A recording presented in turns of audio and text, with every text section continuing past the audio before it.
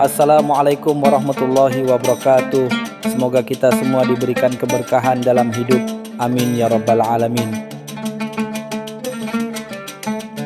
Abu Nawas tidur beralas tikar, tapi mimpinya selalu mengalahkan para bangsawan Baghdad. Malam di Baghdad beranjak larut. Angin musim panas berhembus lembut, membawa aroma rempah dan air mawar dari kedai-kedai yang mulai tutup. Di sudut sebuah lorong sempit, beralaskan tikar usang yang bolong di sana-sini, Abu Nawas terlelap. Bukan tilam empuk bersepuh emas milik para bangsawan, bukan pula permadani persianan mewah yang jadi alas tidurnya. Hanya tikar jerami sederhana, saksi bisu kesehariannya yang penuh liku. Namun, di balik kesederhanaan itu, pikiran Abu Nawas tak pernah diam. Saat raga terlelap, jiwanya melanglang buana ke alam mimpi. Di sanalah batas antara kenyataan dan imajinasi melebur, dan di sanalah ia seringkali menemukan dirinya dalam posisi yang paling tidak terduga, jauh melampaui segala status sosial yang mengekang di dunia nyata. Malam ini, sebuah mimpi baru mulai merajut kisahnya. Dalam tidurnya, Abu Nawas tiba-tiba mendapati dirinya berada di tengah istana Khalifah Harun al-Rashid yang megah. Bukan sebagai pelayan atau penyair yang diundang, melainkan sebagai tamu terhormat, duduk di kursi berlapis sutra di meja jamuan yang penuh dengan hidangan lezat. Para bangsawan Baghdad dengan jubah-jubah sutra mereka yang berkilauan dan sorban bertabur permata, memandangnya dengan rasa hormat, bahkan sedikit takjub. Khalifah sendiri dengan senyum ramah yang jarang diperlihatkannya kepada rakyat jelata, mempersilakan Abu Nawas untuk mencicipi hidangan. Anggur terbaik mengalir di piala-piala emas, dan alunan musik merdu mengisi aula. Abu Nawas, yang dalam kenyataan seringkali harus mencari makan dengan akal-akalannya, kini menikmati jamuan mewah itu seolah ia dilahirkan untuknya.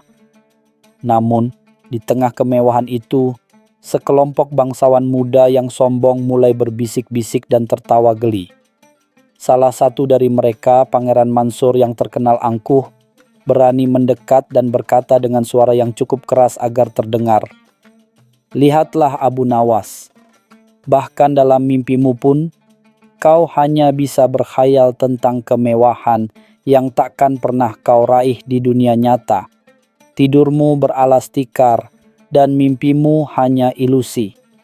Abu Nawas tanpa membuka mata sedikit pun dalam mimpinya, hanya tersenyum tipis. Ia tahu betul siapa dirinya di dunia nyata, dan ia juga tahu kekuatan alam mimpinya. Kata-kata Pangeran Mansur bagaikan bisikan angin, tak mampu menggoyahkan ketenangan jiwanya yang sedang melayang tinggi di dunia khayalan. Sebuah ide nakal justru muncul di benaknya, siap untuk dipersembahkan dalam episode selanjutnya. Pangeran Mansur merasa tidak puas dengan respons Abu Nawas yang tenang, kembali menghampirinya dalam mimpi. "Abu Nawas," ujarnya, nada suaranya sedikit lebih tinggi, "jika mimpimu begitu hebat, buktikanlah. Bisakah kau memimpikan sesuatu yang bahkan kami, para bangsawan, tidak bisa membayangkannya, apalagi merasakannya di dunia nyata? Jika tidak, maka mimpimu hanyalah khayalan seorang pengemis." Para bangsawan lain menahan tawa. Mata mereka menyorot penuh ejekan. Mereka yakin Abu Nawas, si penyair jalanan yang hanya beralas tikar, tidak akan mampu menandingi kekayaan dan imajinasi mereka yang terbiasa dengan kemewahan tak terbatas. Ini adalah kesempatan sempurna untuk mempermalukannya di depan khalifah, bahkan jika itu hanya di alam mimpi. Abu Nawas masih terlelap di tikar usangnya, namun dalam mimpinya ia mengangguk perlahan. Ia mengangkat piala emasnya, menyesap anggur dengan anggun, seolah ia benar-benar menikmati momen tersebut. Tantangan diterima, wahai Pangeran Mansur, jawab Abu Nawas dengan suara tenang namun penuh keyakinan. Mimpiku tak terbatas oleh tembok istana atau batasan harta benda. Ia bebas seperti angin, dan dalam kebebasannya, ia akan melampaui segala imajinasi kalian. Para bangsawan saling pandang, sedikit terkejut dengan keberanian Abu Nawas. Mereka mengira ia akan gentar, namun justru sebaliknya. Ia menerima tantangan dengan percaya diri. Mereka mulai bertanya-tanya, apa gerangan yang akan dimimpikan oleh si Abu Nawas yang cerdik ini, dan bagaimana mungkin mimpi seorang rakyat jelata bisa mengalahkan khayalan para bangsawan. Keesokan malamnya, Abu Nawas kembali terlelap di tikar usangnya. Dalam mimpinya, ia berdiri di sebuah taman yang belum pernah ada di Baghdad. Di tengah taman itu, menjulang tinggi sebuah pohon dengan dedaunan emas murni yang berkilauan, dan buah-buahnya adalah permata-permata terbesar yang pernah ada, memancarkan cahaya yang memukau. Akar pohon itu terbuat dari perak, dan batangnya dihiasi dengan ukiran intan yang mempesona. Para bangsawan Baghdad, termasuk Pangeran Mansur, muncul di taman itu, mata mereka terbelalak tak percaya. Mereka mencoba menyentuh daun-daun emas itu, namun tangan mereka menembus seperti kabut.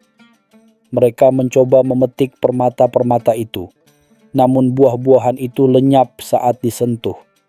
Hanya Abu Nawas yang dapat menyentuh dan bahkan mencicipi buah permata itu, merasakan kenikmatan yang luar biasa. Inilah pohon yang hanya bisa tumbuh di mimpiku, kata Abu Nawas, menatap para bangsawan dengan senyum penuh kemenangan.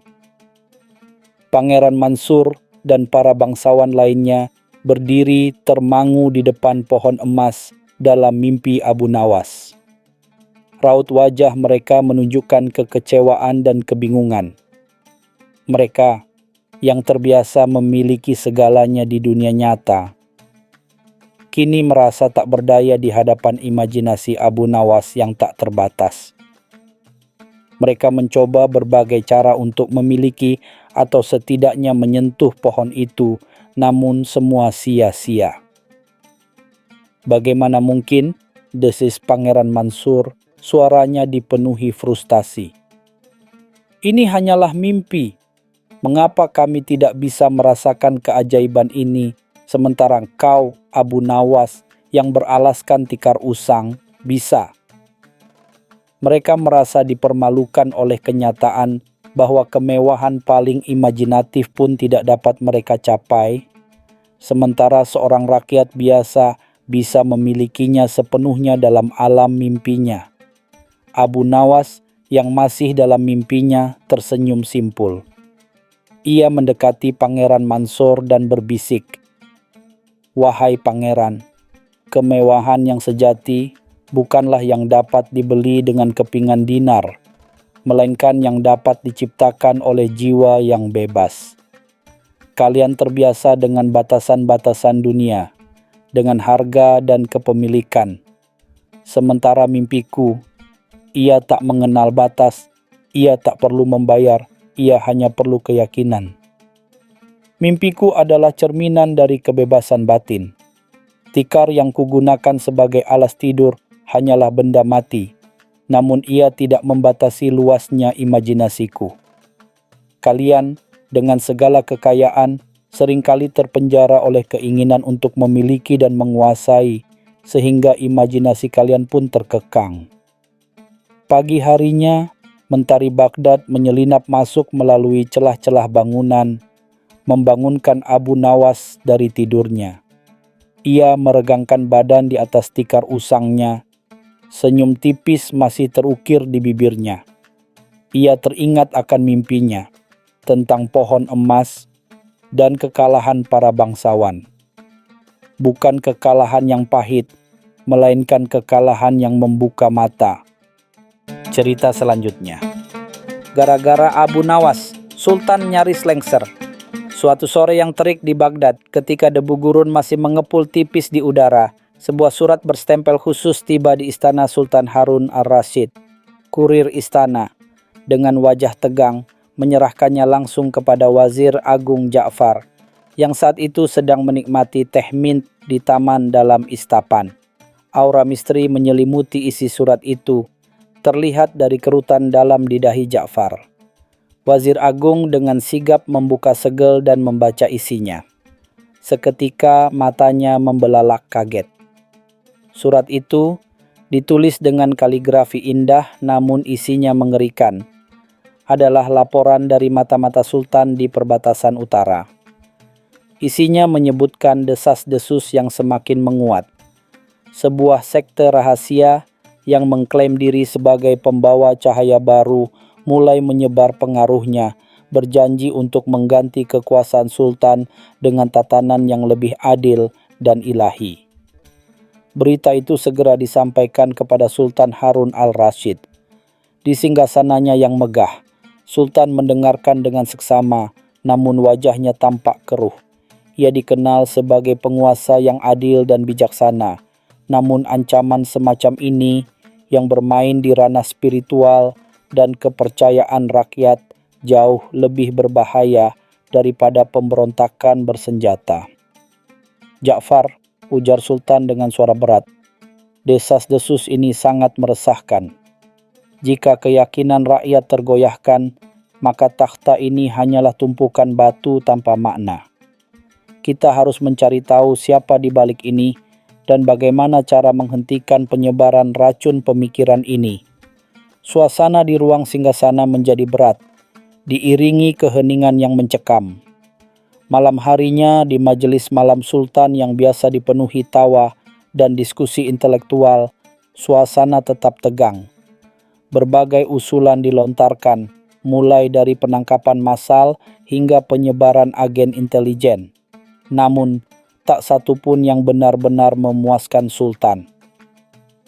Tiba-tiba, Abu Nawas yang biasanya melucu, kali ini hanya terdiam memandangi langit-langit. Sultan menyadari keheningan Abu Nawas, bertanya, "Abu Nawas, apakah kau tak punya ide cemerlang malam ini? Bahkan leluconmu pun akan sangat berarti untuk mencairkan suasana." Abu Nawas tersenyum tipis. "Ampun Baginda, justru karena ini serius, saya butuh waktu. Tapi saya punya ide, sebuah ide yang mungkin terdengar gila, tapi jika berhasil akan menyingkap tabir di balik semua ini." Sultan dan Ja'far saling pandang, penasaran dengan apa yang akan dikatakan oleh penyair nyentrik itu. Keesokan harinya, kota Baghdad dikejutkan oleh pemandangan aneh. Abu Nawas dengan jubah yang biasanya berwarna-warni kini hanya mengenakan kain goni lusuh, berjalan mondar-mandir di pasar utama. Bukan itu yang membuat orang heran, melainkan sebuah poster besar yang ia bawa, bergambar bulan sabit di atas gunung dan bertuliskan, "Lihatlah tanda-tanda yang akan datang, cahaya baru akan membimbing kita." Para pedagang dan warga yang melintas awalnya hanya tersenyum maklum, menganggapnya sebagai salah satu keisengan Abu Nawas. Namun Abu Nawas tidak berhenti di situ. Ia mulai berteriak-teriak di keramaian, menceritakan mimpinya tentang seorang utusan baru yang akan muncul dari balik bukit, membawa ilmu pengetahuan yang tak terhingga dan kekayaan yang tak terbatas bagi mereka yang percaya.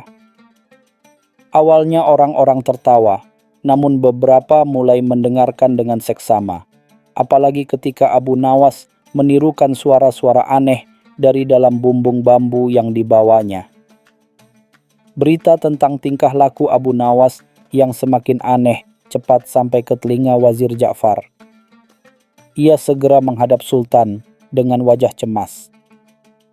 "Baginda," ujarnya, "Abu Nawas semakin menjadi-jadi. Ia berbicara tentang utusan baru dan ilmu pengetahuan tak terhingga." Rakyat mulai bertanya-tanya, apakah ini perintah Baginda? Apakah Abu Nawas sedang menyebarkan ajaran sesat? Sultan Harun al-Rasyid hanya tersenyum simpul. Tenang Ja'far, ini bagian dari rencana Abu Nawas. Dia sedang menciptakan desas-desus tandingan. Kita akan lihat siapa yang terpancing dengan umpan yang dilemparkannya. Meskipun demikian, Ja'far tetap gelisah. Permainan ini terlalu berisiko, pikirnya, melibatkan kepercayaan dan stabilitas kerajaan. Beberapa hari berlalu dan fenomena utusan baru yang digembar-gemborkan Abu Nawas semakin menjadi perbincangan hangat.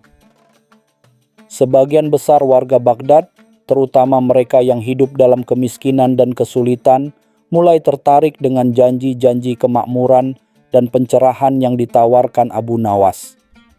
Mereka membentuk kerumunan di sekitar Abu Nawas, memintanya untuk menceritakan lebih banyak tentang utusan itu.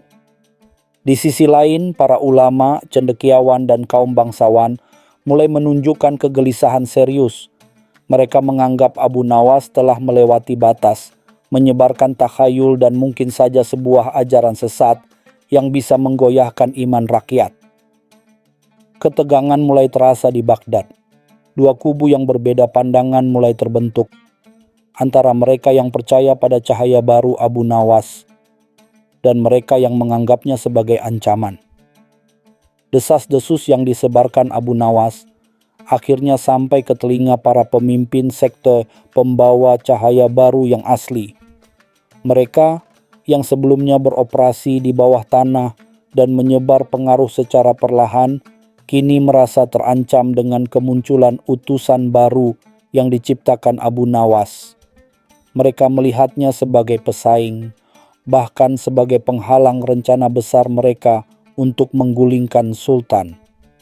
Di sebuah rumah terpencil di pinggiran Baghdad, para pemimpin sekte itu mengadakan rapat rahasia. Mereka mengenakan jubah hitam dengan simbol bulan sabit terbalik. Wajah-wajah mereka dipenuhi kemarahan dan kecurigaan. Siapa orang ini? Mengapa ia meniru cara kita? Gerutu salah seorang pemimpin. Kita harus menghadapinya, jika tidak semua rencana kita akan berantakan. Para pemimpin sekte memutuskan untuk mengirim beberapa anggotanya yang paling cerdik untuk mendekati Abu Nawas. Mereka berpura-pura tertarik dengan ajarannya, bergabung dengan kerumunan, dan mencoba mencari tahu lebih banyak tentang utusan yang digembar-gemborkan Abu Nawas. Mereka bahkan menawarkan Abu Nawas hadiah dan dukungan finansial, berharap bisa menariknya ke dalam jaringan mereka atau setidaknya mendapatkan informasi tentang siapa yang mendukungnya.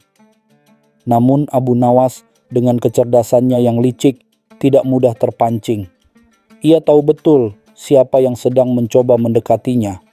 Ia justru semakin mengarang cerita-cerita fantastis tentang utusannya, membuat janji-janji yang semakin bombastis, dan menyinggung tentang ujian yang harus dilewati sebelum bisa bertemu dengan utusan tersebut. Ia sengaja membuat cerita itu semakin rumit dan absurd untuk melihat siapa yang akan paling termakan oleh tipuannya. Pada hari yang telah ditentukan oleh Abu Nawas, ribuan orang berkumpul di lapangan terbuka di luar gerbang kota. Mereka semua ingin menyaksikan kedatangan utusan baru yang dijanjikan. Sultan Harun al-Rasyid dan Wazir Ja'far mengamati dari jauh dengan jantung berdebar-debar. Tiba-tiba dari arah bukit muncul sesosok bayangan yang berjalan perlahan. Sosok itu mengenakan jubah putih bersih yang menyala di bawah sinar matahari senja. Wajahnya tertutup kain tipis dan di tangannya ia memegang sebuah lentera yang memancarkan cahaya redup. Kerumunan menjadi riuh. "Itu dia, utusan itu," teriak beberapa orang. Para anggota sekte pembawa cahaya baru yang menyamar di antara kerumunan juga tampak terkejut dan sedikit panik. Mereka tidak menyangka Abu Nawas benar-benar akan menghadirkan utusannya. Saat sosok itu semakin mendekat, Abu Nawas maju ke depan, merentangkan tangan dan berteriak, "Wahai rakyat Baghdad, inilah sang pembawa cahaya. Dia telah datang untuk membimbing kita menuju kebenaran. Sosok berjubah putih itu berhenti di hadapan kerumunan yang takjub. Cahaya lentera di tangannya sedikit berkedip. Abu Nawas kemudian dengan dramatis mengangkat kain penutup wajah sosok itu. Seketika, suasana yang awalnya hening karena ketakjuban berubah menjadi riuh rendah. Bukan wajah seorang utusan suci yang terlihat, melainkan wajah seorang pembuat roti tua dari pasar yang terkenal dengan gigi ompong dan kumisnya yang lebat. "Ini dia utusan kalian," seru Abu Nawas dengan suara keras, menunjuk si pembuat roti. Dia adalah utusan yang membawa terang, membawa tawa, dan membawa aroma roti paling lezat di Baghdad. Kerumunan yang tadinya penuh harap, kini terdiam kaget, lalu pecah dalam tawa geli. Beberapa orang mulai menyadari bahwa ini adalah lelucon Abu Nawas, namun banyak juga yang merasa tertipu dan mulai marah. Para anggota sekte pembawa cahaya baru yang berada di antara kerumunan adalah yang paling marah. Mereka merasa dipermainkan dan diremehkan. "Ini penghinaan, ini penipuan," teriak salah seorang dari mereka sambil membuka jubahnya dan memperlihatkan simbol sektenya. Beberapa anggota sekte lainnya pun ikut melakukan hal yang sama, berniat memicu kerusuhan dan memanfaatkan kekecewaan massa. Seketika, lapangan menjadi kacau. Beberapa orang mulai melempar batu ke arah Abu Nawas dan pembuat roti. Namun, berkat kecerdasan Wazir Ja'far, pasukan pengawal istana yang sudah siaga segera bergerak. Mereka mengepung para anggota sekte yang baru saja menunjukkan identitas mereka dan dengan cepat menangkap mereka. Sultan Harun al-Rashid yang menyaksikan semua ini dari jauh menghela napas lega. Rencana Abu Nawas, meskipun gila, telah berhasil menyingkap keberadaan sekte yang selama ini bersembunyi. Meskipun berhasil mengungkap sekte berbahaya, tindakan Abu Nawas hampir saja membuat Sultan lengser. Kekacauan yang terjadi, kemarahan massa yang merasa dipermainkan, dan kecaman dari para ulama yang merasa agama telah dijadikan bahan olok-olok, menciptakan gelombang protes yang serius terhadap kepemimpinan Sultan. Para penasihat istana bahkan mulai menyarankan Sultan untuk menghukum berat Abu Nawas demi menenangkan situasi. Di hadapan Sultan dan seluruh majelis, Abu Nawas dipanggil untuk mempertanggungjawabkan perbuatannya. "Abu Nawas," ujar Sultan dengan nada murka, "tindakanmu hampir saja meruntuhkan takhtaku. Bagaimana kau bisa menjelaskan kekacauan ini?" Abu Nawas hanya tersenyum tipis. "Ampun Baginda," katanya. "Saya hanya ingin menunjukkan kepada rakyat bahwa cahaya baru atau utusan suci yang mereka cari mungkin saja hanyalah sesuatu yang dekat dengan mereka, sesuatu yang biasa, atau bahkan sesuatu yang menggelikan. Dan saya ingin menunjukkan siapa sebenarnya serigala berbulu domba yang memanfaatkan kepercayaan rakyat." Di dalam penjara istana, para pemimpin sekte pembawa cahaya baru yang tertangkap akhirnya diinterogasi.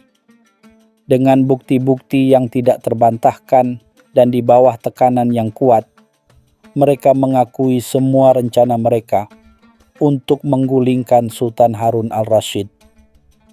Mereka menjelaskan bagaimana mereka menyebarkan desas-desus, memanfaatkan ketidakpuasan rakyat, dan bagaimana mereka merasa terancam dengan utusan palsu yang diciptakan Abu Nawas. Pengakuan mereka direkam dan disebarkan ke seluruh Baghdad. Rakyat yang tadinya marah kepada Abu Nawas kini mulai memahami apa yang sebenarnya terjadi. Mereka melihat bagaimana Abu Nawas dengan caranya yang unik dan gila berhasil menyingkap kebohongan dan bahaya yang mengancam mereka. Gelombang protes terhadap Sultan pun mereda, digantikan oleh rasa lega dan syukur. Sultan Harun al-Rasyid dengan bijaksana menjatuhkan hukuman yang setimpal kepada para anggota sekte yang telah mengancam stabilitas kerajaannya. Mereka dihukum berat atas pengkhianatan dan upaya penggulingan kekuasaan. Namun, Sultan juga menyadari peran krusial Abu Nawas dalam membongkar semua ini. Dalam sebuah pengumuman publik, Sultan menyatakan bahwa Abu Nawas, meskipun tindakannya terlihat aneh dan kontroversial, sesungguhnya telah melakukan jasa besar bagi Baghdad. Ia bahkan memberikan hadiah khusus kepada Abu Nawas, meskipun dengan peringatan keras agar tidak lagi menciptakan kekacauan yang nyaris melengsarkan dirinya.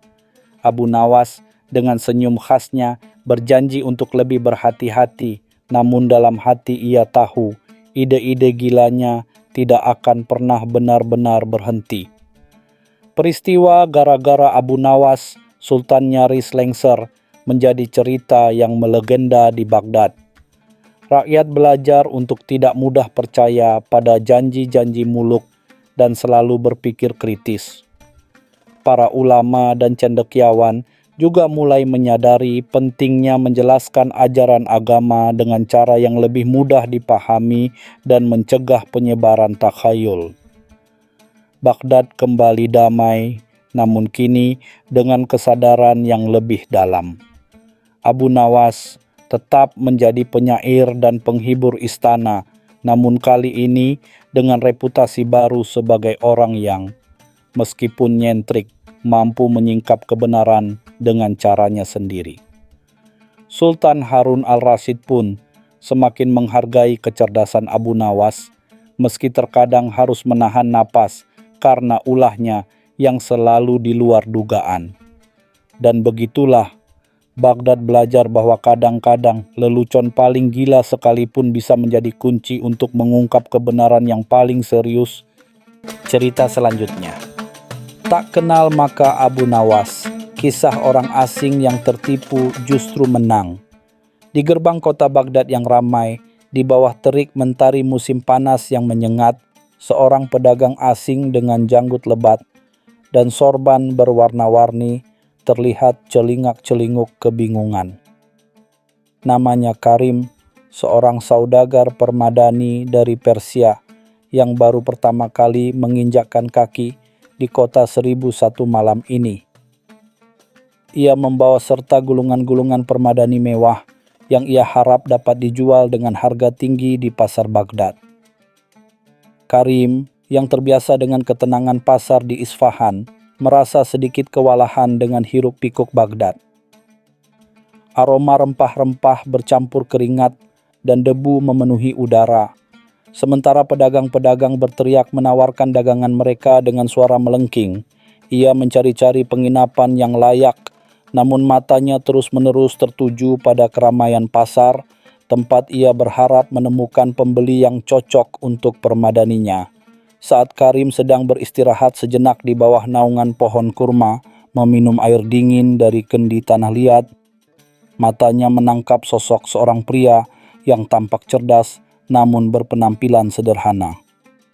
Pria itu, yang tak lain adalah Abu Nawas, sedang duduk di sebuah bangku batu, tampak asyik mengamati lalu lalang orang dengan senyum misterius. Abu Nawas sesekali berbicara kepada dirinya sendiri, atau mungkin kepada seekor kucing jalanan yang tidur di dekatnya, membuat Karim penasaran.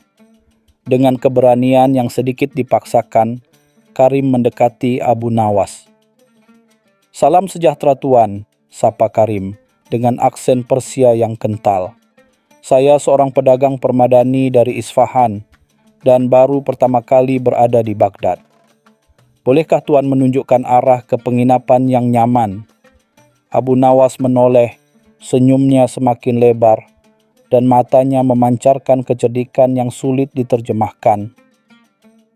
"Tentu saja, Tuan pedagang," jawab Abu Nawas dengan suara yang ramah namun penuh intrik. "Baghdad ini seperti lautan. Jika engkau tak tahu arusnya, engkau akan tersesat." Kebetulan sekali aku mengenal beberapa penginapan yang sangat nyaman, dan bahkan beberapa di antaranya menawarkan harga khusus untuk pedagang seperti dirimu. Abu Nawas bangkit, mengusap janggutnya yang tipis. Namun, lanjut Abu Nawas, sebelum itu izinkan aku melihat permadani yang engkau bawa. Aku adalah seorang penikmat seni dan konon permadani Isfahan adalah mahakarya. Karim yang memang berniat memamerkan dagangannya tanpa curiga membuka salah satu gulungan permadani. Abu Nawas mendekat, matanya menelisik setiap detail motif dan warna permadani dengan cermat, seolah-olah ia seorang ahli yang tak tertandingi. Karim dengan bangga menjelaskan keindahan permadani yang baru saja ia buka. Ini adalah permadani sutra dari Kashan Tuan. Ditenun oleh tangan-tangan ahli, dengan benang emas asli dan pewarna alami yang tidak akan pudar hingga 1000 tahun. Ia menunjuk pada motif bunga yang rumit dan pola geometris yang presisi, mengharapkan pujian dari Abu Nawas. Abu Nawas mengangguk-angguk, wajahnya tampak sangat terkesan. Luar biasa Tuan Karim, luar biasa. Permadani ini seolah berbisik tentang sejarah dan keindahan. Jarang sekali aku melihat karya seni sebegitu agung. Namun, di balik pujiannya, sebuah ide nakal mulai terbentuk di benak Abu Nawas. Ia melihat kesempatan untuk sedikit menguji kepolosan sang pedagang dari Persia. Tuan Karim, kata Abu Nawas, suaranya sedikit merendah. Permata seindah ini tidak pantas dijual di pasar biasa. Ia harus ditawarkan kepada orang yang benar-benar mengerti nilainya, kepada kolektor, atau bahkan kepada khalifah sendiri. Karim sedikit terkejut, matanya berbinar mendengar kata khalifah. Tapi bagaimana caranya, Tuan? Tanya Karim, penuh harap. Abu Nawas tersenyum misterius. Aku tahu beberapa trik, tapi ini membutuhkan sedikit keberanian dan kepercayaan darimu. Ia mendekat berbisik, bagaimana jika engkau tinggalkan permadani ini bersamaku semalam? Aku akan membawanya ke suatu tempat rahasia di mana permadani ini akan berbisik kepada mereka yang berkuasa. Karim awalnya ragu, meninggalkan permadani seharga nyawa kepada orang asing di kota yang asing. Itu terdengar seperti ide yang gila. Namun, wajah Abu Nawas yang meyakinkan, sorot matanya yang cerdas, dan janjinya tentang kesempatan bertemu khalifah mulai mengikis keraguannya. Apa yang harus saya lakukan? Tanyanya hati-hati. Cukup serahkan padaku Tuan Karim, jawab Abu Nawas. Besok pagi datanglah ke rumahku di dekat gerbang timur. Akan kubuktikan padamu bahwa bisikan permadani ini akan membawa keberuntungan. Karim akhirnya menyerah pada bujuk rayu Abu Nawas. Dengan berat hati ia menyerahkan gulungan permadani termahalnya kepada pria yang baru dikenalnya beberapa jam itu, berharap janji manis Abu Nawas adalah kenyataan. Malam itu Karim tidak bisa tidur nyenyak. Kekhawatiran terus menghantuinya. Bagaimana jika Abu Nawas adalah seorang penipu ulung? Bagaimana jika permadaninya lenyap begitu saja? Ia menyalahkan dirinya sendiri karena terlalu mudah percaya pada seorang asing. Pagi harinya, sebelum matahari benar-benar terbit, Karim sudah bergegas menuju gerbang timur, jantungnya berdebar kencang. Ia menemukan rumah Abu Nawas, sebuah rumah kecil namun bersih, dikelilingi oleh taman bunga yang sederhana. Karim mengetuk pintu dengan ragu, menyiapkan diri untuk kemungkinan terburuk. Pintu terbuka dan di sana Abu Nawas berdiri dengan senyum cerah, seolah tidak terjadi apa-apa. Di tangannya ia memegang sebuah kantung kecil yang tampak berat. "Ah, Tuan Karim, tepat waktu sekali," sapa Abu Nawas riang. "Masuklah, masuklah, ada kabar baik untukmu." Karim melangkah masuk dengan perasaan campur aduk. Ia melihat sekeliling, mencari-cari permadaninya, namun tak menemukan jejaknya. Perasaan panik mulai menyergap. "Aku minta maaf, Tuan Karim," kata Abu Nawas, melihat kekhawatiran di wajah pedagang itu. "Aku harus jujur padamu. Permadani itu, aku sudah menjualnya." Karim merasa dunia runtuh. "Apa? Menjualnya? Tanpa izinku? Itu permadani terbaikku." Abu Nawas mengangkat tangannya, menenangkan. "Jangan panik dulu, Tuan Karim. Aku menjualnya, ya, tapi dengan harga yang luar biasa, tinggi." Ia menyerahkan kantung di tangannya. "Hitunglah." Dengan tangan gemetar, Karim membuka kantung itu. Matanya terbelalak. Di dalamnya penuh dengan koin emas murni. Jumlahnya jauh lebih besar dari harga yang ia harapkan untuk permadaninya, bahkan di pasar terbaik sekalipun. Ia menghitungnya berkali-kali, tidak percaya dengan apa yang dilihatnya. "Aku tahu ini bukan cara yang biasa, Tuan Karim," kata Abu Nawas, menertawakan ekspresi terkejut Karim. "Tapi aku bilang, permadani itu akan berbisik tentang keberuntungan. Aku menjualnya kepada seorang pedagang kaya yang tergila-gila pada keindahan, dan aku berhasil menipunya agar membayar harga yang tak masuk akal. Anggap saja ini biaya untuk pelajaranmu tentang siapa Abu Nawas." Karim terdiam, antara marah karena ditipu dan gembira karena mendapatkan keuntungan berlipat ganda. Ia merasa kalah namun sekaligus menang secara finansial. Karim masih memegang kantung koin emas itu. Pikirannya berkecamuk. Ia ditipu, iya, tapi ia juga kaya mendadak. Perasaan itu aneh dan membingungkan. "Jadi Tuan Abu Nawas," kata Karim akhirnya, "Anda menipu saya?" Nada suaranya tidak lagi marah, melainkan penuh keheranan. Abu Nawas tertawa renyah. "Anggap saja aku memberimu pelajaran berharga tentang bagaimana bernegosiasi di Baghdad, Tuan Karim. Tidak semua orang di kota ini jujur, tapi tidak semua penipu itu jahat." Ia menyesap teh mint yang baru saja disajikan oleh istrinya. "Lagi pula, engkau sekarang lebih kaya daripada sebelumnya, bukan? Tapi bagaimana Anda bisa menjualnya dengan harga setinggi itu?" tanya Karim, masih tidak habis pikir. "Apa bisikan yang Anda maksud?" Abu Nawas tersenyum lebar. "Aku hanya meyakinkan pembeli itu bahwa permadani ini memiliki aura khusus yang hanya bisa dirasakan oleh orang-orang terpilih sepertinya. Aku bahkan bercerita bahwa permadani ini pernah dimiliki oleh seorang bangsawan kuno yang bijaksana, dan kekayaannya konon bertambah setelah memiliki permadani ini. Aku menambahkan beberapa bumbu cerita tentang bagaimana permadani ini akan membawa keberuntungan dan kebijaksanaan bagi pemiliknya," lanjut Abu Nawas.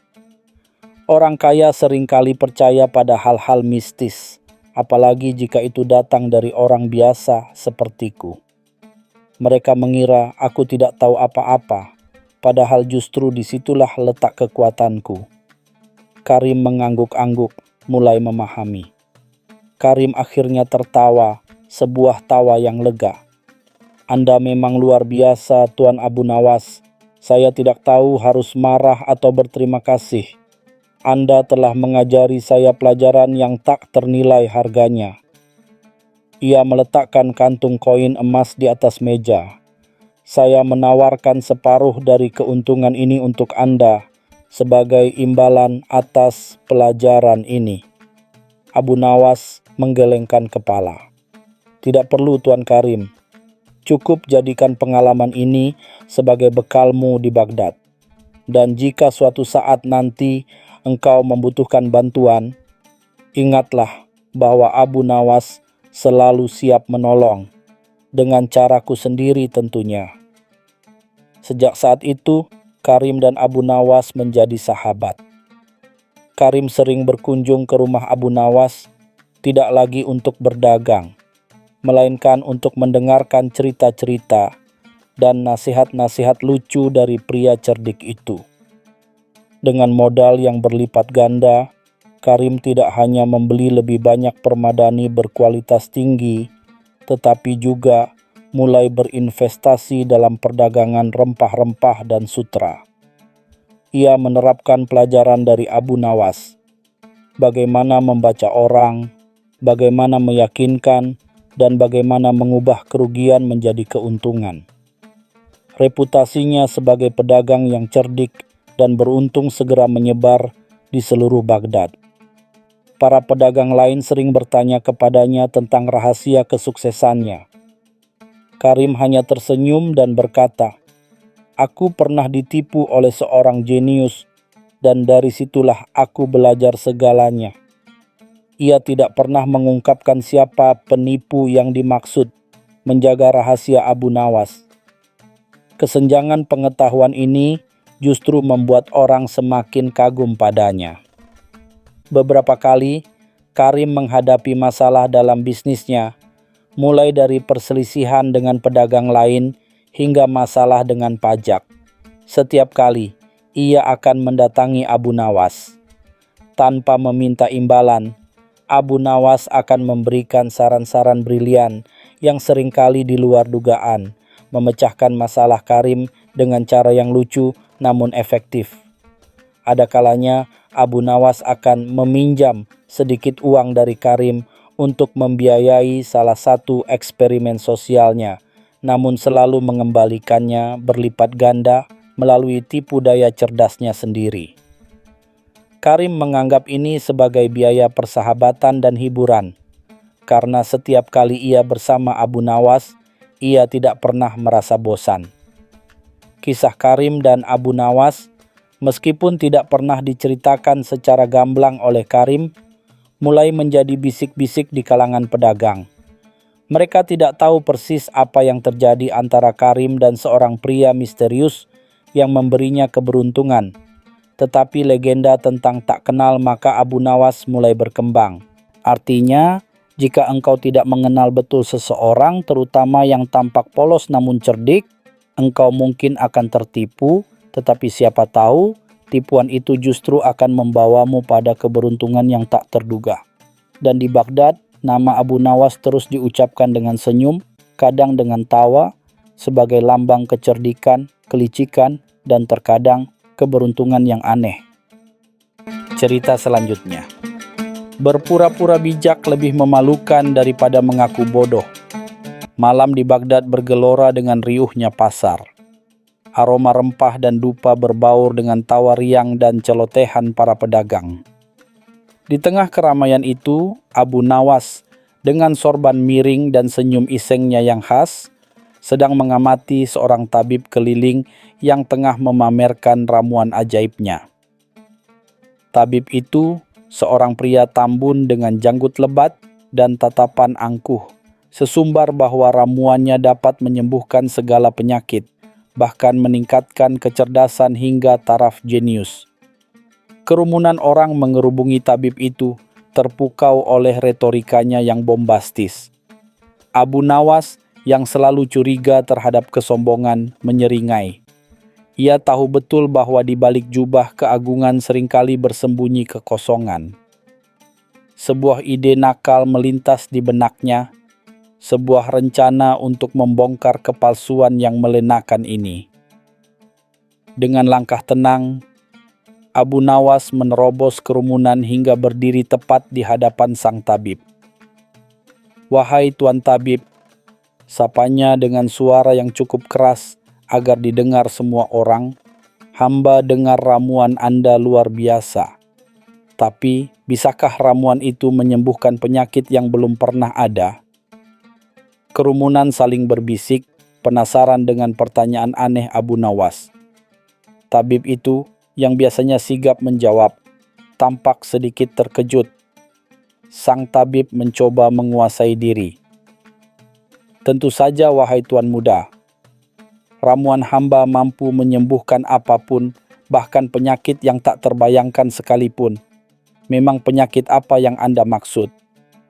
Dengan senyum simpul, Abu Nawas mendekat dan berbisik ke telinga tabib, cukup keras sehingga sebagian orang bisa mendengar gumaman tentang penyakit kebodohan yang berpura-pura bijak.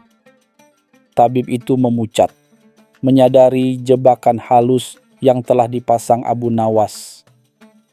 Wajah tabib itu berubah merah padam. Ia meraba janggutnya, mencari kata-kata yang tepat. "Penyakit itu membutuhkan perawatan khusus, Tuan Muda," ujarnya terbata-bata, berusaha menyelamatkan muka. Abu Nawas mengangkat alis, seolah tidak percaya. "Oh, jadi ada penyakit yang tidak bisa disembuhkan ramuan ajaib Anda? Bukankah tadi Anda berkata semua penyakit bisa disembuhkan?" Kerumunan mulai berbisik-bisik. Beberapa di antaranya menahan tawa. Tabib itu merasa terpojok. Ia akhirnya menyerah, mengakui bahwa ramuannya memang tidak bisa menyembuhkan penyakit yang berpura-pura bijak, karena penyakit itu ada di dalam hati dan pikiran, bukan di fisik. Abu Nawas tersenyum menang. Ia telah berhasil mempermalukan tabib sombong itu tanpa perlu mengeluarkan sepatah kata pun yang menghina, hanya dengan pertanyaan cerdik yang membuka mata kerumunan tentang bahaya kepura-puraan. Kabar tentang insiden di pasar itu dengan cepat sampai ke telinga Sultan Harun al-Rasyid. Sultan, yang selalu tertarik pada kecerdasan dan kelucuan Abu Nawas, mengirimkan utusan untuk memanggilnya ke istana. Abu Nawas datang dengan wajah tanpa dosa, meskipun ia tahu betul Sultan pasti sudah mendengar tentang aksinya di pasar. Sultan menyambutnya dengan senyum lebar, namun ada kilatan penasaran di matanya. "Abu Nawas," dikata Sultan, "aku dengar kau berhasil mempermalukan seorang tabib sombong di pasar. Katakan padaku, apa sebenarnya penyakit kebodohan yang berpura-pura bijak itu?" Abu Nawas menunduk hormat, lalu dengan santai menjawab, "Ampun tuanku, penyakit itu adalah aib terbesar bagi manusia, lebih memalukan daripada terang-terangan mengaku bodoh." Sultan mengernyitkan dahi, tampak tertarik dengan penjelasan Abu Nawas. Sultan meminta Abu Nawas untuk menjelaskan lebih lanjut. Abu Nawas memulai dengan sebuah analogi.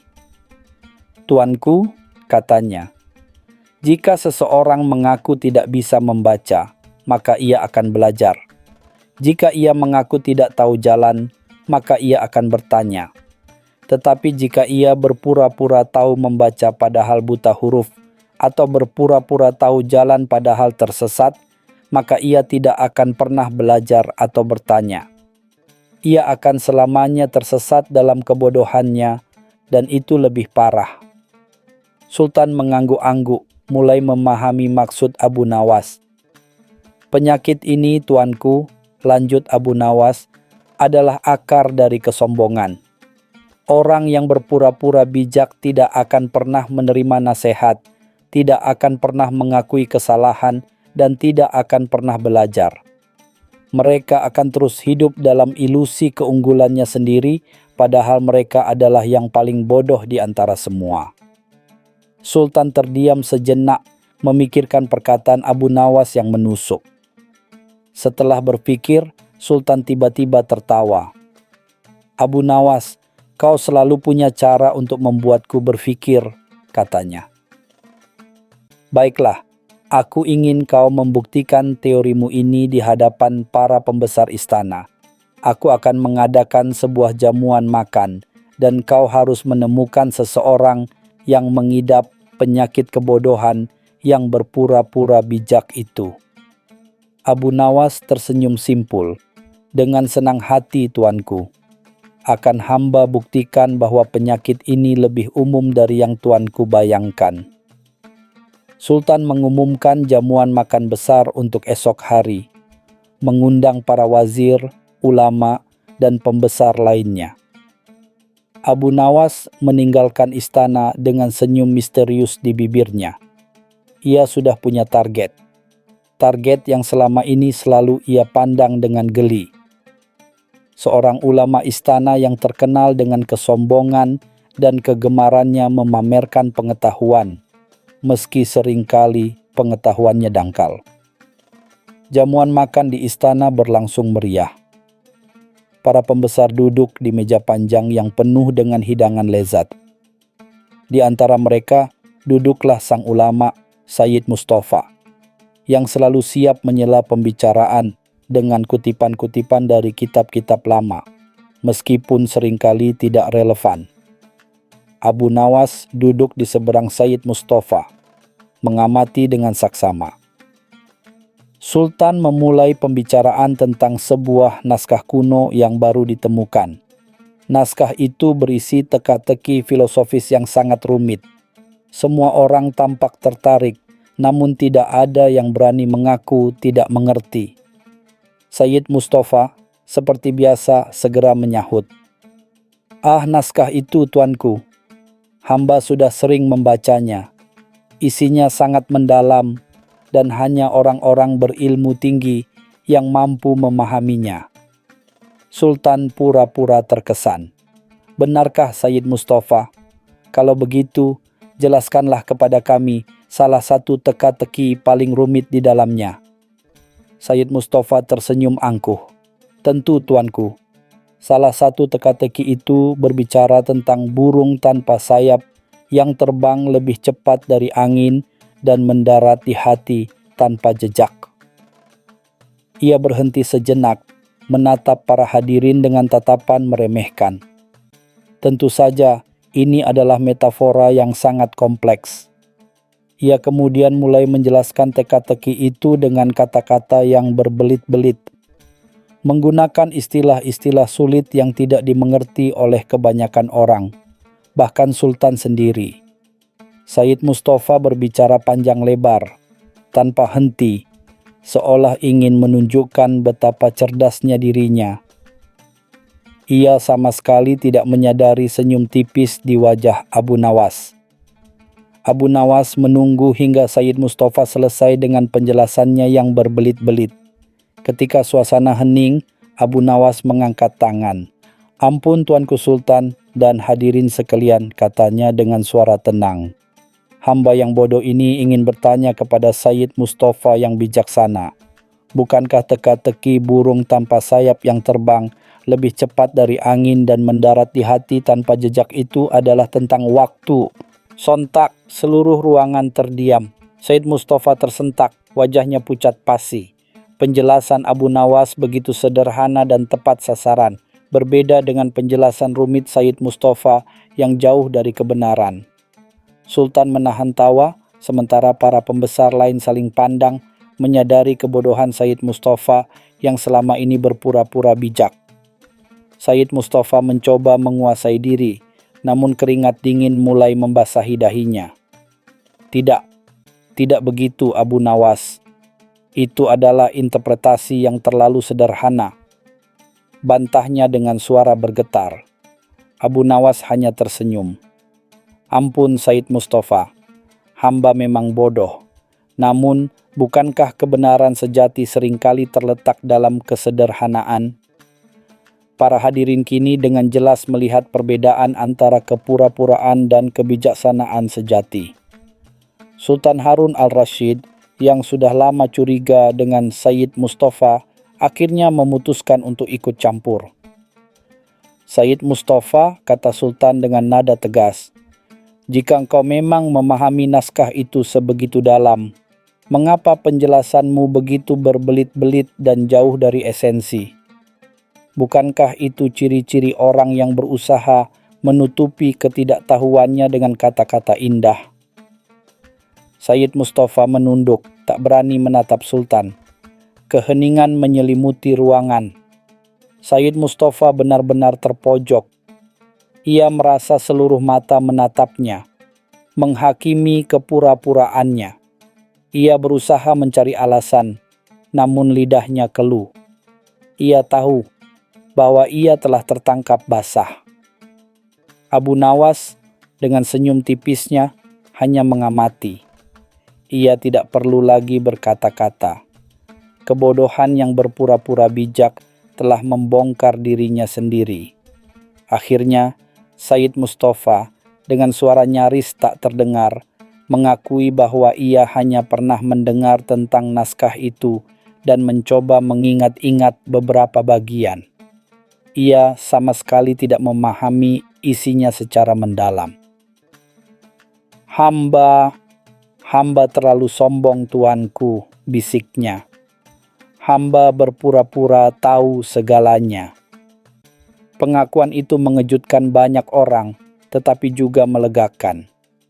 Sultan mengangguk. Said Mustafa, katanya dengan nada yang lebih lembut, mengakui ketidaktahuan adalah langkah pertama menuju kebijaksanaan. Berpura-pura bijak justru lebih memalukan daripada terang-terangan mengaku bodoh. Sultan kemudian memuji Abu Nawas atas kecerdikannya. Abu Nawas, kau telah membuktikan pelajaran penting hari ini. Kebijaksanaan sejati tidak terletak pada seberapa banyak yang kita tahu, tetapi pada kejujuran kita terhadap diri sendiri. Para pembesar istana yang lain pun kini menyadari betapa seringnya mereka sendiri terjebak dalam perangkap kepura-puraan. Mereka belajar bahwa lebih baik mengakui kekurangan daripada menutupi dengan kepalsuan. Malam itu, bukan hanya Said Mustafa yang dipermalukan, tetapi juga banyak dari mereka yang secara tidak langsung diingatkan tentang pentingnya kerendahan hati. Sejak kejadian itu, suasana di istana sedikit berubah. Para ulama dan pembesar menjadi lebih berhati-hati dalam berbicara, tidak lagi terlalu sering menyombongkan diri. Said Mustafa, setelah kejadian memalukan itu, menarik diri dari pergaulan dan mulai belajar dengan lebih sungguh-sungguh, tanpa keinginan untuk memamerkan pengetahuannya. Ia telah belajar pelajaran yang pahit, namun berharga. Abu Nawas, tentu saja, menjadi semakin dihormati oleh Sultan dan rakyat Baghdad. Kisah tentang penyakit kebodohan yang berpura-pura bijak menyebar ke seluruh kota, menjadi bahan perbincangan di kedai kopi dan pasar. Banyak orang mulai merenungkan makna dari kisah itu dan betapa seringnya mereka sendiri terjebak dalam sikap serupa. Suatu hari, seorang pedagang buah datang menemui Abu Nawas. "Tuan Abu Nawas," katanya dengan cemas, "sejak cerita itu tersebar, hamba jadi takut untuk berbicara. Hamba khawatir dituduh berpura-pura bijak. Lebih baik hamba diam saja daripada melakukan kesalahan." Abu Nawas tersenyum. "Bukan itu maksudnya, wahai saudaraku," katanya. "Berani berbicara adalah baik, asalkan kau berbicara dari hati dan tidak pura-pura tahu sesuatu yang tidak engkau ketahui. Hikmahnya," lanjut Abu Nawas, "bukanlah untuk membuatmu takut berbicara, melainkan untuk mendorongmu berbicara dengan jujur. Jika kau tidak tahu, katakan tidak tahu. Jika kau ragu, katakan kau ragu. Itulah awal dari pengetahuan sejati." Pedagang itu mengangguk, merasa lega dengan penjelasan Abu Nawas. Ia memahami bahwa kebijaksanaan sejati bukanlah tentang pamer, melainkan tentang kejujuran dan kerendahan hati.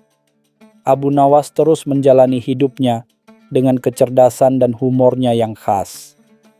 Ia tidak pernah lelah mengingatkan orang-orang tentang bahaya kepura-puraan.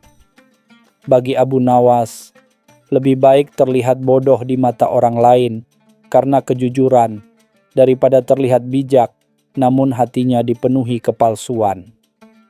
Pelajaran dari Baghdad itu terus bergema. Berpura-pura bijak memang lebih memalukan daripada terang-terangan mengaku bodoh. Dan begitulah kisah tentang Abu Nawas dan penyakit kebijaksanaan palsu menjadi legenda di Baghdad, sebuah pengingat abadi bahwa kebenaran dan kerendahan hati adalah mahkota tertinggi bagi seorang manusia.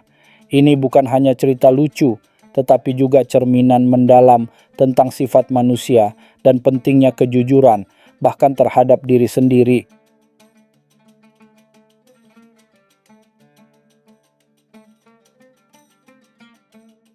Cerita selanjutnya, di mana ada gula, di situ Abu Nawas bikin masalah. Desas-desus tentang manisan terbaru dari dapur Khalifah Harun al-Rashid menyebar bak api di padang rumput kering Baghdad. Kabarnya, seorang koki baru dari Persia telah menciptakan kreasi gula-gula yang begitu istimewa, dengan campuran rempah langka dan sari bunga yang harumnya semerbak. Para bangsawan dan saudagar kaya berlomba-lomba mencari cara untuk mencicipi kelezatan yang konon hanya disajikan di jamuan istana paling eksklusif. Abu Nawas yang kala itu sedang menikmati semangkuk full medames di sebuah kedai kopi kumuh, tak luput dari bisik-bisik manis tersebut. Matanya berbinar licik, bukan karena nafsu makan semata, melainkan karena naluri usilnya yang tajam telah mencium potensi kekacauan di balik tabir kemewahan istana. Manisan istana, gumamnya seraya mengusap janggut tipisnya, seringai misterius terukir di bibirnya. Malam harinya, di bawah rembulan purnama yang membanjiri Baghdad dengan cahayanya yang lembut, Abu Nawas termenung di teras rumahnya yang sederhana. Pikirannya melayang-layang memutar berbagai skenario untuk bisa masuk ke dalam istana dan mencicipi manisan legendaris itu. Bukan sekadar mencicipi, tentu saja, melainkan meninggalkan jejak masalah yang akan dikenang oleh seisi Baghdad. Ia teringat akan kebiasaan khalifah yang sering mengadakan sayembara atau lomba untuk menghibur diri. Mungkin dari situ aku bisa masuk, bisiknya pada diri sendiri. Namun, masuk saja tidak cukup. Ia harus menciptakan sebuah kekacauan manis yang akan membuat semua orang tercengang, terutama sang khalifah yang selalu menganggapnya sebagai sumber masalah. Keesokan paginya, saat Abu Nawas sedang berjalan-jalan di pasar, ia tak sengaja berpapasan dengan seorang pengawal istana yang tampak tergesa-gesa. Wajahnya terlihat pucat dan rautnya gelisah. Abu Nawas yang selalu peka terhadap aura aneh segera mendekat. "Ada apa gerangan, Tuan Pengawal? Wajahmu seperti baru melihat jin di siang bolong," sapa Abu Nawas dengan nada ramah yang sedikit genit. Pengawal itu menghela napas panjang lalu berbisik, "Celaka, Abu Nawas, manisan istana yang akan disajikan malam ini untuk tamu penting sebagian besar menghilang. Khalifah pasti murka besar."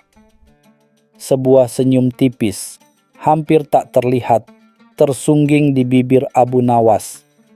Aroma masalah yang manis sudah tercium begitu kuat. Berita hilangnya manisan istana menyebar cepat dan suasana di dalam istana menjadi tegang.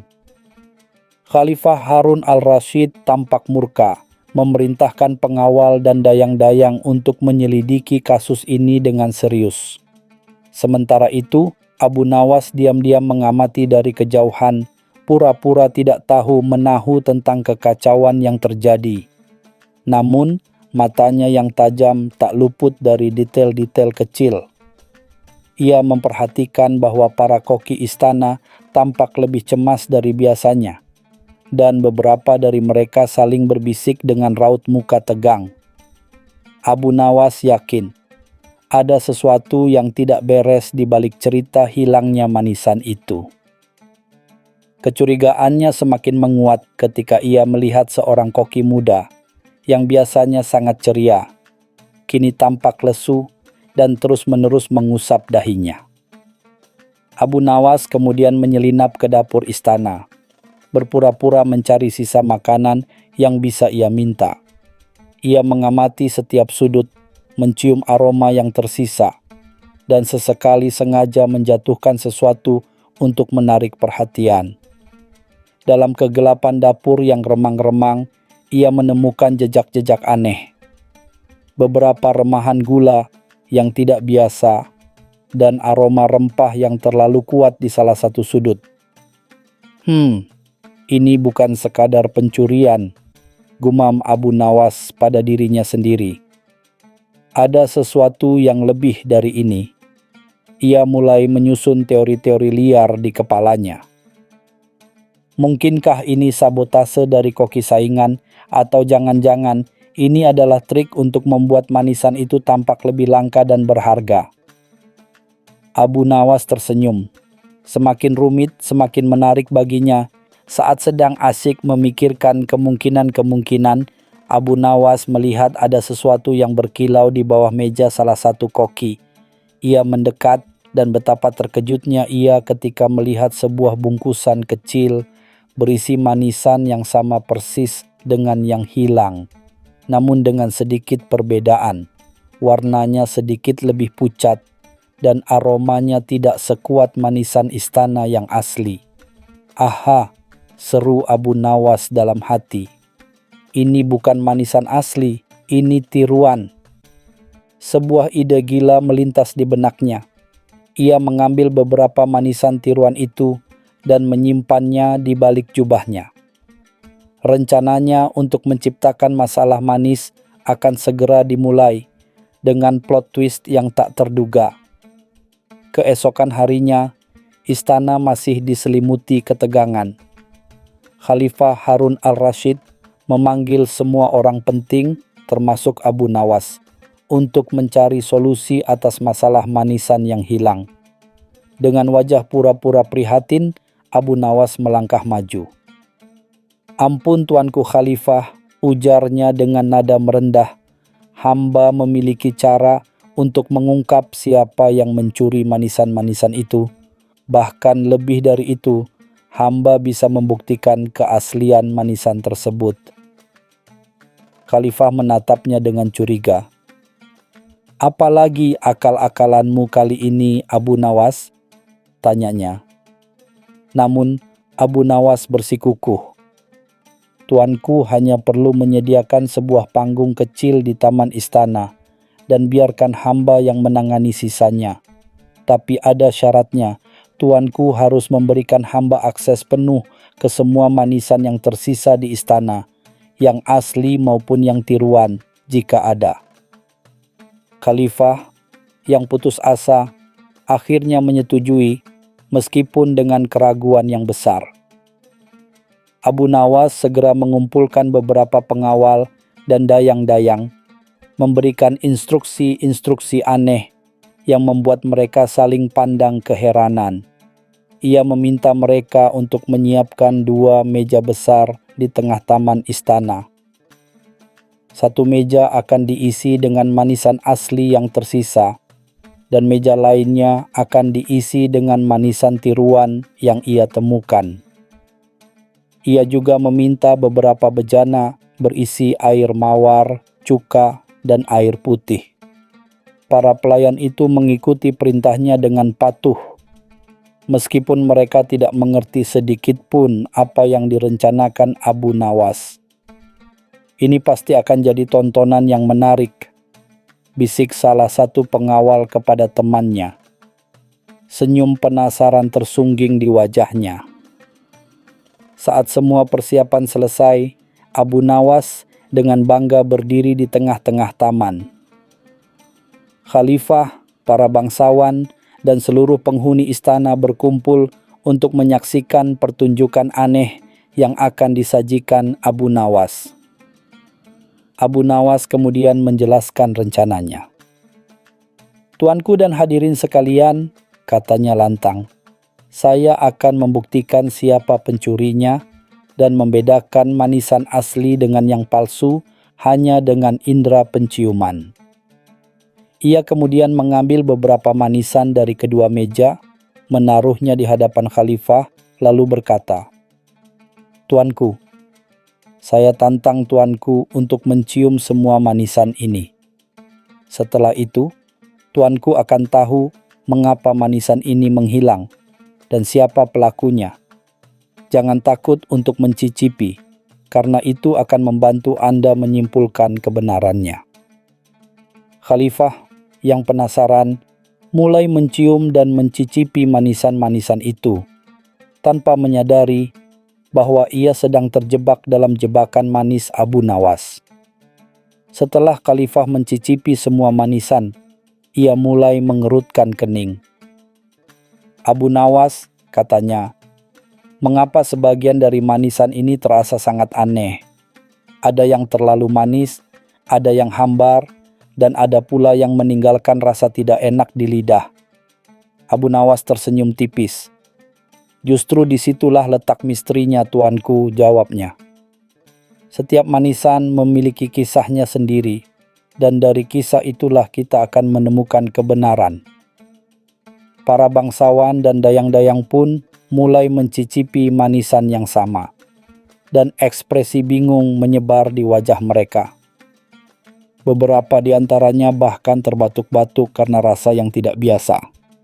Seluruh istana dipenuhi dengan gumaman keheranan, dan semua mata tertuju pada Abu Nawas menantikan penjelasannya. Tiba-tiba koki muda yang Abu Nawas curigai sebelumnya melangkah maju dengan wajah pucat pasi. "Ampun Tuanku Khalifah," serunya. "Hamba mengakui kesalahan hamba. Hamba yang menukar sebagian manisan asli dengan manisan tiruan." Seluruh orang terkesiap. Khalifah menatap koki muda itu dengan mata melotot. "Mengapa engkau melakukan itu, lancang sekali?"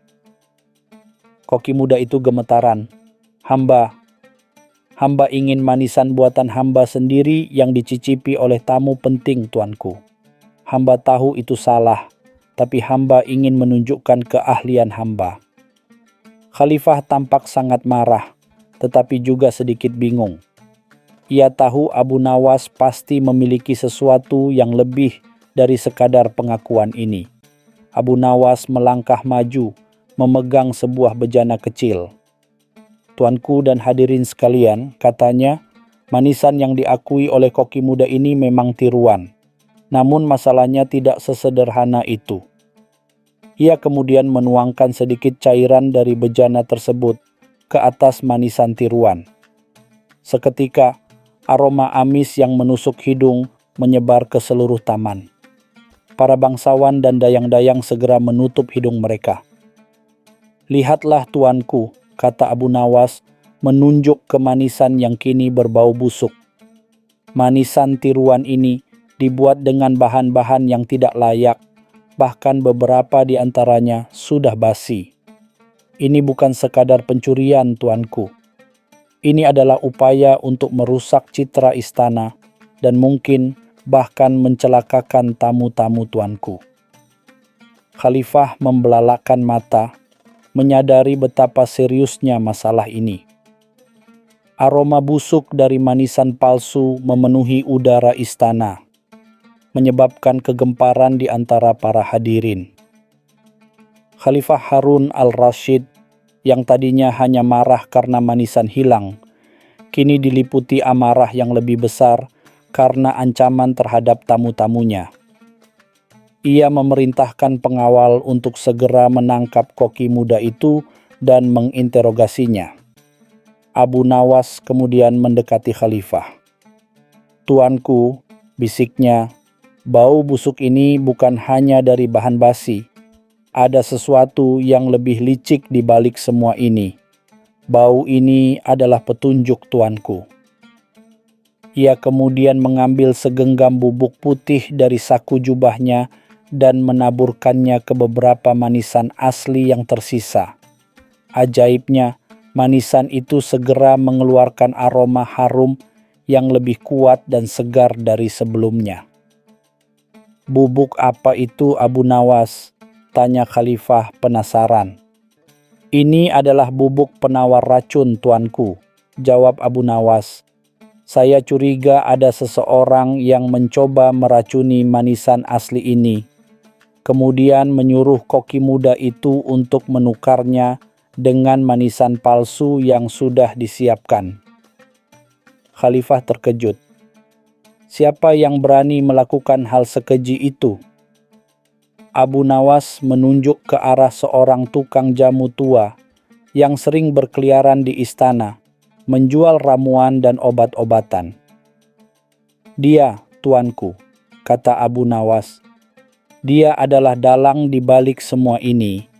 Dia yang menyediakan racunnya, dan dia pula yang memberikan ide busuk ini kepada koki muda yang lugu."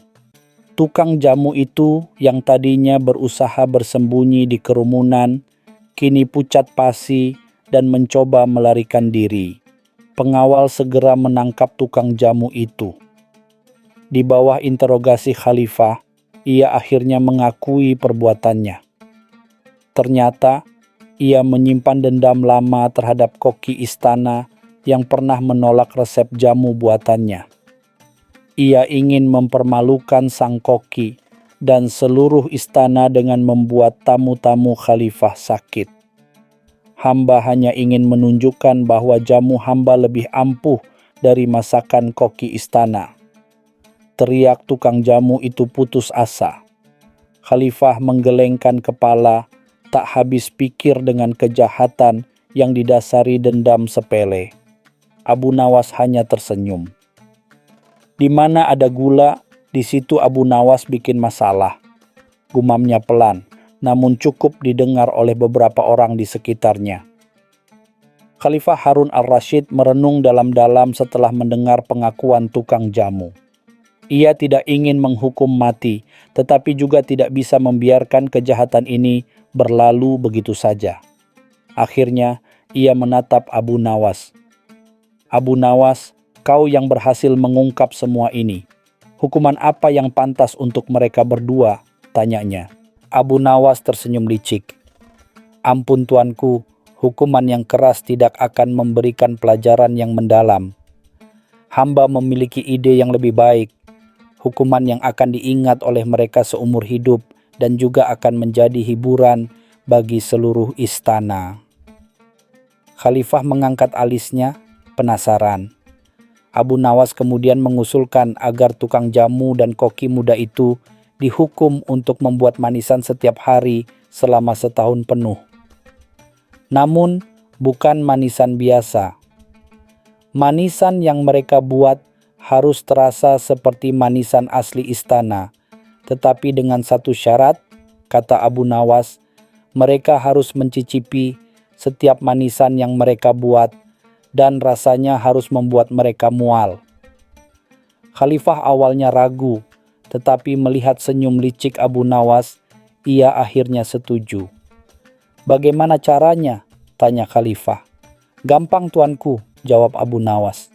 "Setiap kali mereka membuat manisan, saya akan menambahkan sedikit rempah yang tidak cocok atau sedikit bahan yang membuat rasanya menjadi aneh tetapi tidak berbahaya. Mereka harus mencicipinya sampai mereka benar-benar bosan dan jijik dengan manisan. Maka dimulailah hukuman yang aneh itu. Setiap hari dari pagi hingga malam, tukang jamu dan koki muda harus bergelut dengan adonan manisan." Abu Nawas dengan senang hati mengawasi mereka, sesekali menambahkan sejumput bubuk cabai atau sedikit air cuka ke dalam adonan manisan yang mereka buat. Pemandangan di dapur istana menjadi sangat lucu. Tukang jamu dan koki muda sering terlihat muntah-muntah setelah mencicipi hasil karya mereka yang aneh. Terkadang manisan mereka terasa seperti sabun, terkadang seperti tanah, dan terkadang seperti campuran semua bumbu yang ada di dapur. Mereka memohon ampun, tetapi Abu Nawas hanya tertawa geli. "Ingatlah ini baik-baik," katanya. "Di mana ada gula, di situ Abu Nawas bikin masalah." Setahun berlalu, tukang jamu dan koki muda itu benar-benar kapok. Mereka tidak bisa lagi mencium bau manisan tanpa merasa mual. Bahkan hanya melihat gula pun sudah membuat mereka bergidik. Tubuh mereka kurus, wajah mereka pucat, dan semangat mereka telah padam. Namun, di balik semua itu, ada pelajaran berharga yang mereka dapatkan. Mereka belajar tentang kejujuran, kerja keras, dan konsekuensi dari perbuatan licik. Mereka berjanji pada diri sendiri untuk tidak lagi berbuat curang, dan untuk selalu menghargai hasil kerja orang lain. Khalifah Harun al-Rashid yang sesekali datang melihat mereka tersenyum puas. Ia tahu bahwa hukuman Abu Nawas, meskipun aneh, telah berhasil. Sebagai penghargaan atas kecerdasan dan akal bulusnya, Khalifah Harun al-Rashid memberikan hadiah kepada Abu Nawas. Bukan uang, bukan emas, melainkan sebuah bejana besar berisi manisan istana asli yang paling lezat, yang dibuat khusus oleh koki istana yang paling terampil. "Ini hadiah untukmu, Abu Nawas," kata Khalifah. "Semoga manisan ini tidak membuatmu lagi mencari masalah." Abu Nawas tertawa terbahak-bahak. "Terima kasih tuanku Khalifah. Tapi tuanku harus tahu, manisan ini hanya akan menjadi pemicu bagi hamba untuk membuat masalah yang lebih manis di masa depan."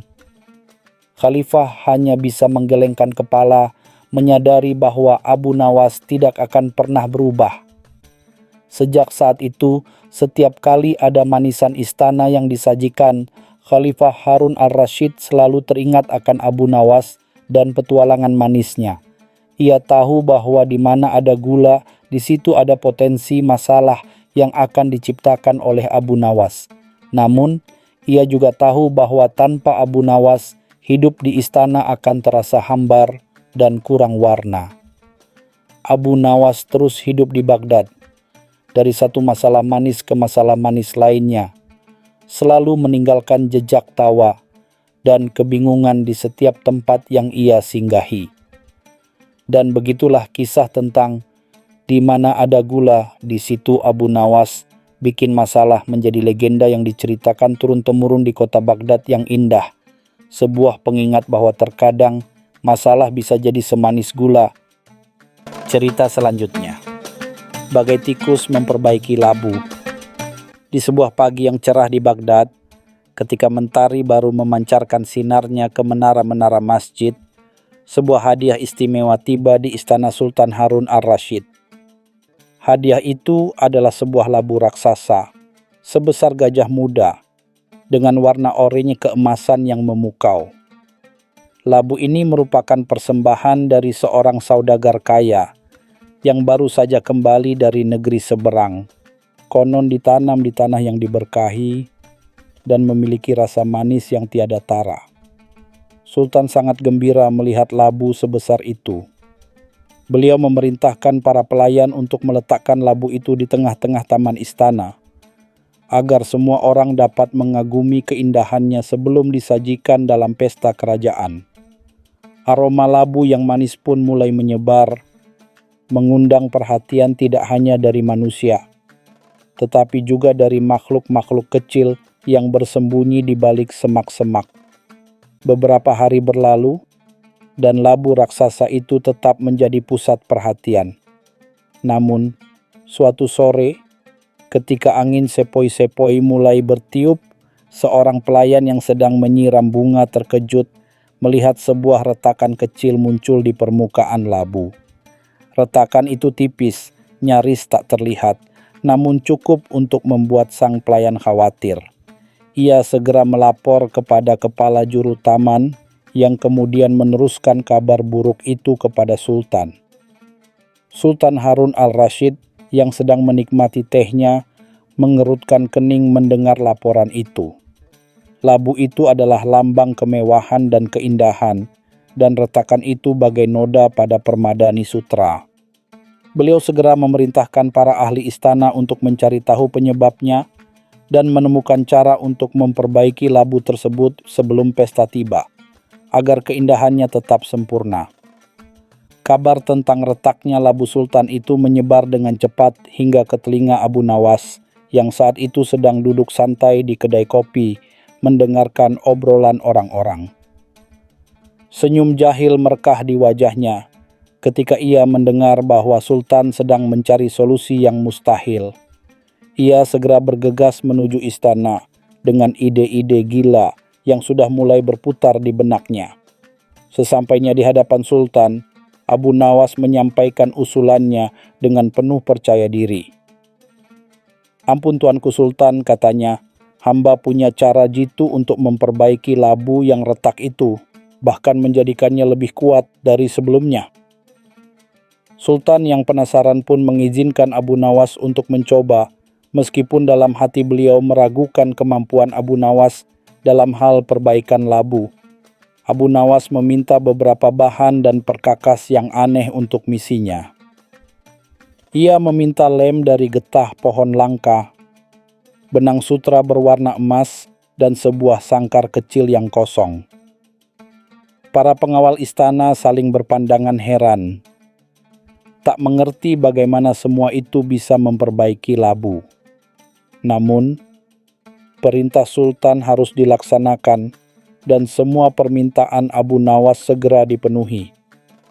Dengan serius, Abu Nawas mulai menyiapkan ramuan lemnya. Ia mencampur getah itu dengan bubuk kunyit dan sedikit minyak zaitun, menciptakan pasta lengket berwarna kuning keemasan. Ia mengoleskannya sedikit di ujung jarinya, lalu tersenyum puas melihat kekentalannya. Malam harinya, ketika bulan bersinar terang di atas Baghdad, Abu Nawas kembali ke taman istana. Ia bukan sendirian. Di dalam sangkar kecil yang dibawanya, ada seekor tikus kecil yang lincah, dengan mata hitam berbinar. Tikus itu adalah peliharaannya, yang ia namai Samsam, diambil dari nama pahlawan legendaris. Abu Nawas perlahan-lahan meletakkan Samsam di dekat labu, tepat di bawah retakan. "Samsam sahabatku," bisiknya, "malam ini kau punya misi penting untuk Sultan. Kau harus membantuku memperbaiki labu ini." Samsam hanya menggernyitkan hidungnya, seolah mengerti apa yang dikatakan tuannya. Abu Nawas kemudian mengambil sepotong kecil benang sutra emas dan mengolesinya dengan pasta lem yang telah dibuatnya. Dengan hati-hati, ia mengikatkan ujung benang itu ke ekor Samsam.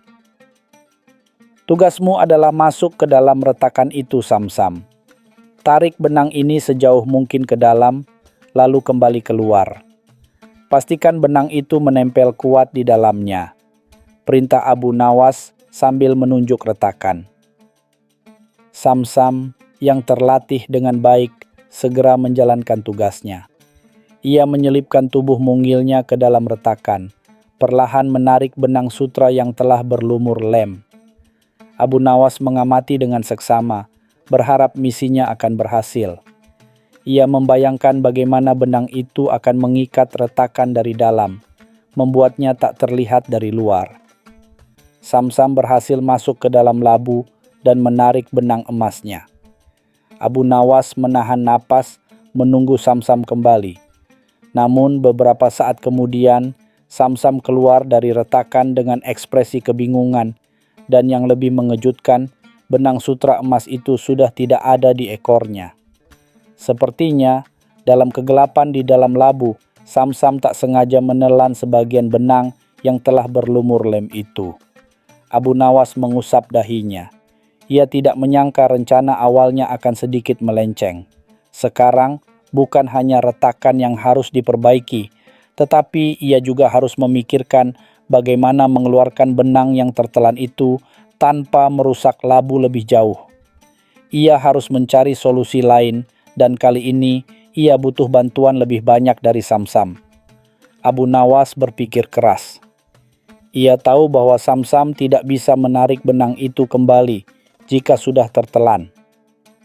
Satu-satunya cara adalah membuat Samsam bergerak di dalam labu, berharap benang itu akan keluar dengan sendirinya, atau setidaknya membuat Samsam bisa menjangkaunya lagi. Dengan tekad bulat, Abu Nawas memutuskan untuk membuat lubang kecil lainnya di sisi labu, jauh dari retakan awal. Ia menggunakan pisau kecil yang tajam untuk membuat lubang baru itu dengan hati-hati agar tidak merusak keseluruhan labu. "Maaf, Labu Sultan," bisiknya, "ini demi kebaikanmu sendiri." Lubang itu cukup besar bagi Samsam untuk masuk dan keluar dengan leluasa, namun tidak terlalu mencolok. Dengan lubang baru tercipta, Abu Nawas kembali meminta Samsam untuk masuk ke dalam labu. Kali ini, Ia memberikan Samsam sepotong kecil keju yang sangat harum. "Pergilah Samsam," katanya, "kejar aroma keju ini di dalam sana. Mungkin dengan bergerak aktif, benang itu akan kembali terlihat." Samsam, yang penciumannya sangat tajam, langsung tertarik dengan aroma keju dan melesat masuk.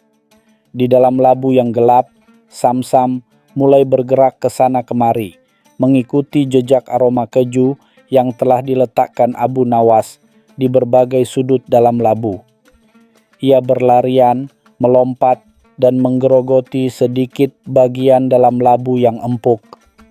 Abu Nawas menunggu dengan cemas di luar, berharap Samsam akan menemukan benang itu. Seiring berjalannya waktu, dari dalam labu mulai terdengar suara-suara aneh. Bukan hanya suara Samsam yang berlarian, tetapi juga suara krek-krek yang pelan, seperti sesuatu yang sedang digerogoti. Abu Nawas mencoba mendekatkan telinganya ke permukaan labu, hatinya mulai tidak tenang. Ia membayangkan Samsam sedang asyik berpesta di dalam sana, melupakan misi utamanya. Suara-suara itu semakin lama semakin jelas.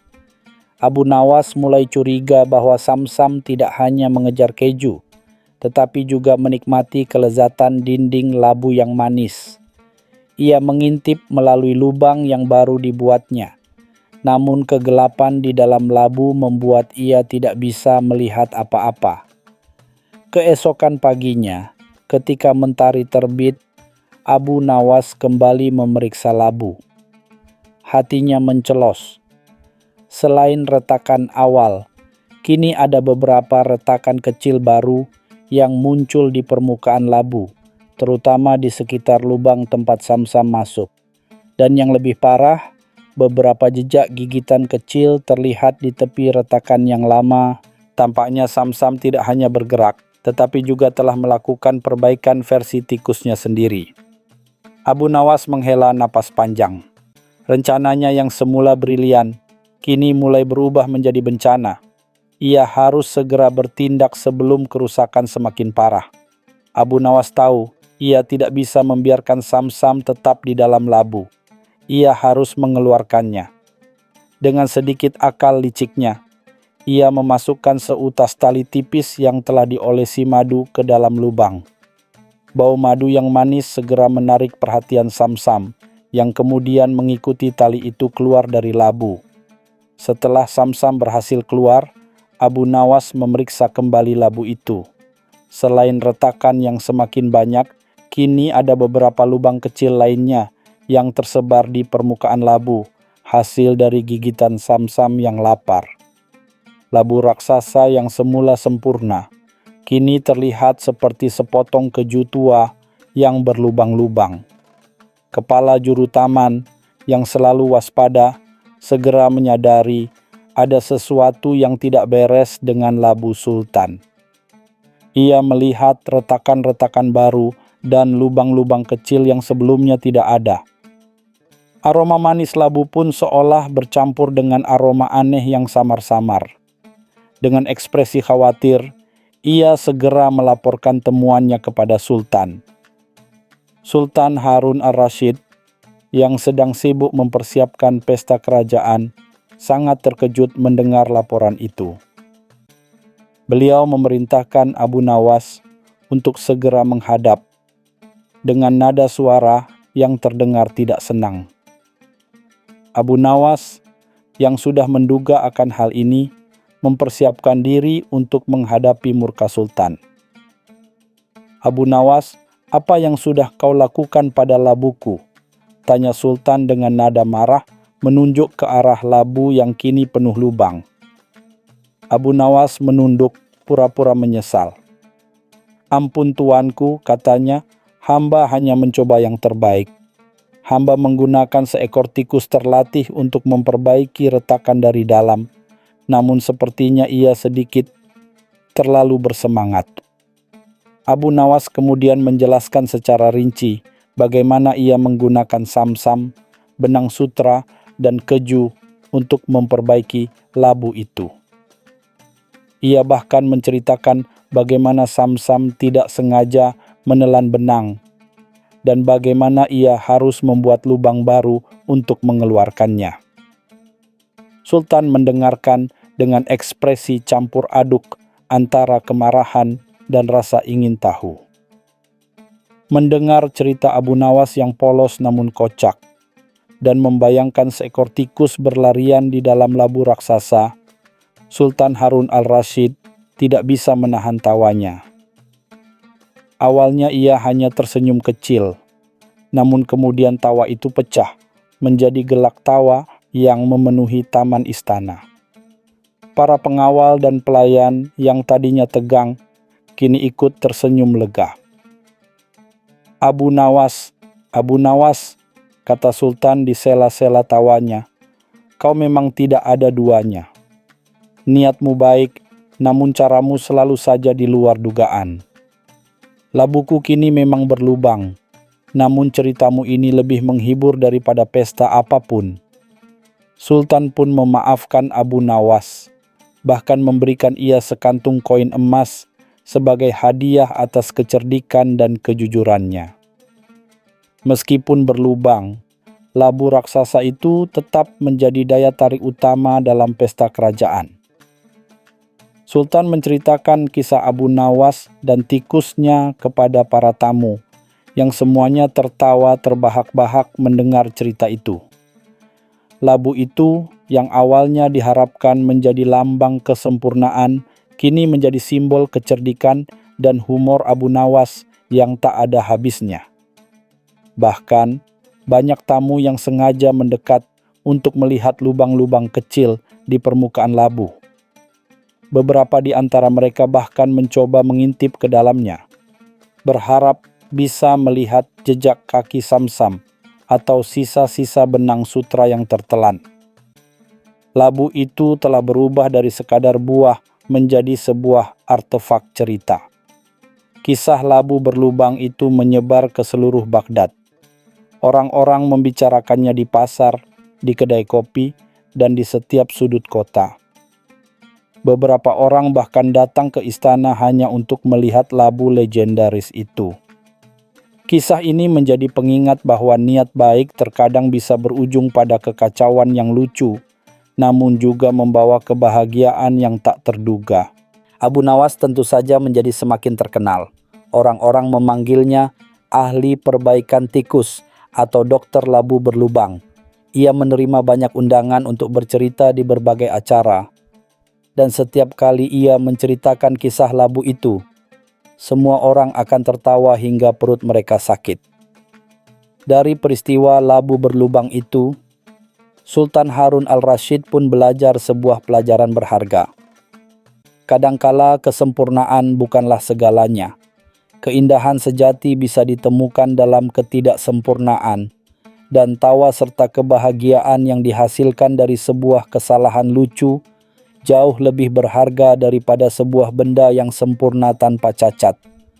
Beliau pun semakin menghargai Abu Nawas, bukan hanya karena kecerdasannya, tetapi juga karena kemampuannya untuk mengubah setiap situasi menjadi sesuatu yang menghibur dan penuh makna.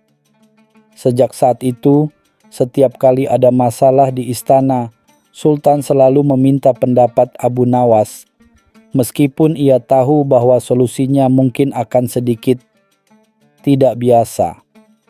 Ketika labu raksasa itu akhirnya mulai layu dan membusuk, Sultan memerintahkan agar bijinya diambil dan ditanam kembali.